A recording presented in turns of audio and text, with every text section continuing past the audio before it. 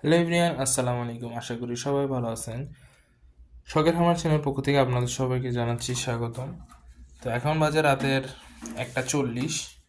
ভাবলাম আপনাদেরকে একটা আমার পাখির আপডেট দিয়ে দিই। আপনারা যারা যারা জানেন যে আমার পাখিগুলো কিছুদিন আগে ডিম দিয়েছিল, বাট আমার কিছু ভুল সিদ্ধান্তের কারণে আমি ডিমগুলোর থেকে বাচ্চা তুলতে পারিনি।